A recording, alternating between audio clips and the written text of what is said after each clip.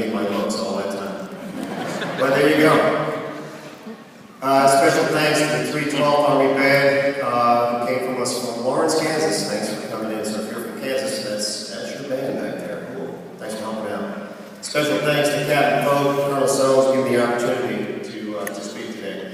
And to this company in particular. I recently just changed brigade command, and this was the company on the field. And I will tell you, I heard numerous comments of how great you looked throughout. And I want to just personally thank you for representing all that have come before the brigade so well.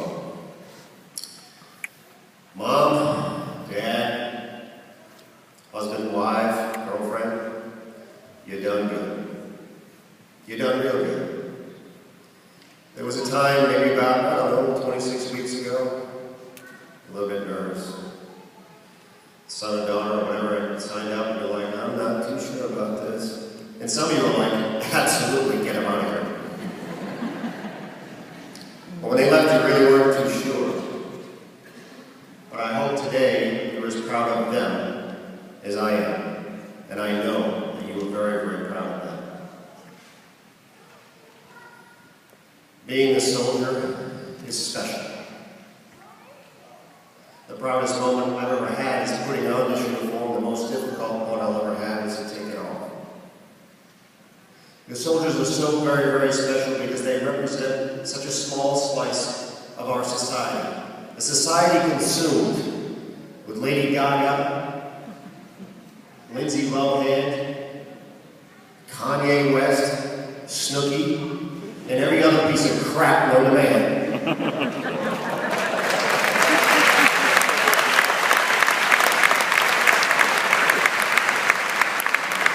There are those who are willing to stand up, raise their right hand and say, so help me God. In a society where you don't have to be intelligent, you don't have to contribute, all you have to have is an opinion and be outrageous. And the more outrageous you are, seemingly the more popular you are. I think the formula is upside down. Because in my book, it is these young men and women who, from your small towns and all over our great country, we can't even find some of your towns on a map, who stand in some office somewhere in front of our nation's colors and repeat those words, so help me God. When you think about it for a moment, that just a little over 0.4% of the American population currently serves on active duty. The prison population is nearly 1%. The prisoners, I'm talking about prisoners actually in jail. The prisoners outnumber our active duty force 2-to-1. And if you add in the big folks who are on parole, it goes up to a little over 3% of the American population. High school dropout rates, well, they actually improved recently to 25%. Heck, only 1 in 4 don't make it. That's all right, right? So you get into our inner cities and realize dropout rates are as high as 50% or more. Divorce rates, 50-some-odd%. Who leads in this troubled society? Who's willing to stand up when others will not? Because we all know there are plenty of people in the world that will talk about what we should do, could do, what they're going to do, and the reality is they never do it. Because in this world there are two different types of folks. Those who do and those who just talk about it. Well, if you're in the center of this room, my friends, you are in the do.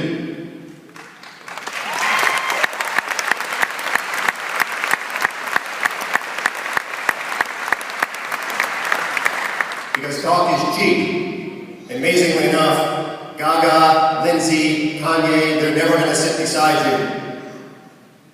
They don't know the meaning of sacrifice. They don't know the meaning of honor, which is the life you have chosen to serve something greater than yourself, something that has greater meaning. Honor, that thing that's in your gut, you really don't know what it is, but you know when you don't see it. And I will tell you, perhaps, you could have chosen a different profession and actually made more money in the civilian world, but it will never buy you honor. For all those of Wall Street fame and the like, they have rooms full of money. I'm proud of them. Congratulations. It will never buy them honor. It It will never buy them that moment in time when they're reflecting upon their life and realize that their life mattered. You can't buy a life that matters. You have to commit. You have to sacrifice. You have to be in the do.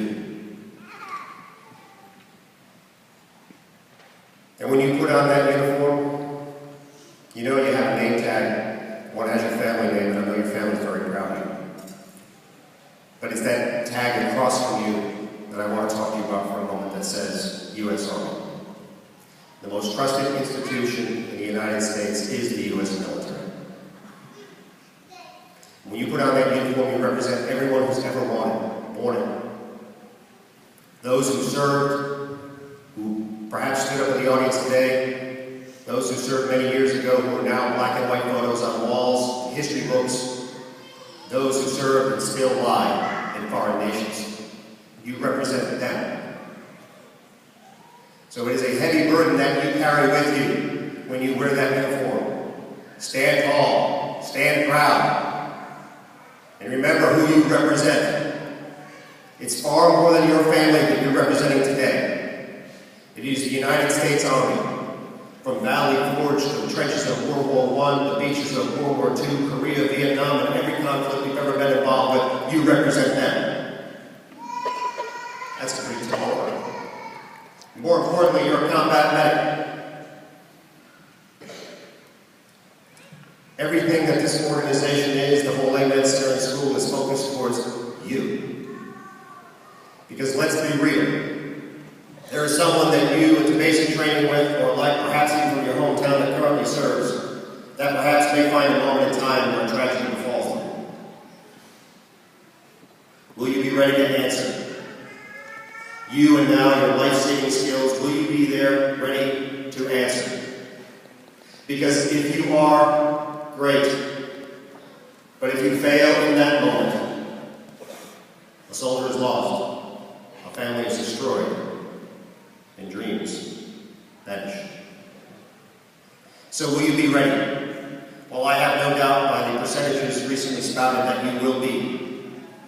And you will maintain the highest traditions of military service, and that you will fulfill the destiny that is to be a great combat medic. Soldiers are great and wondrous things.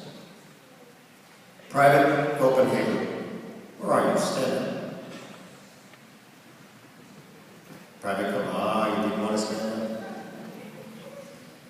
Your mom and dad asked me not to say this, but she actually had the soldier's creed tattooed down the side of her body. Can you imagine that? Where do we find young men and women who now believe in the values that we've espoused so much as to mark it on themselves to be a continual reminder? You're a warrior, young lady. And I'm glad you're part of our team. So, please thank you.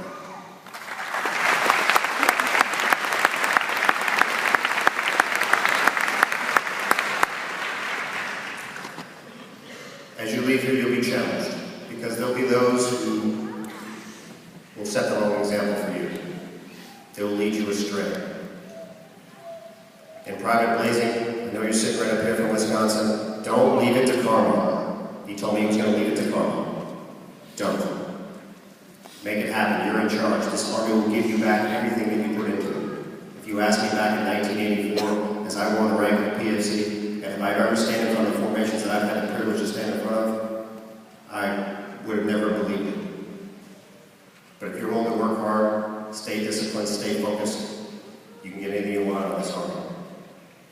And when you do, you will, as I've said, fulfill the destiny and the obligation that is that when you wear that uniform.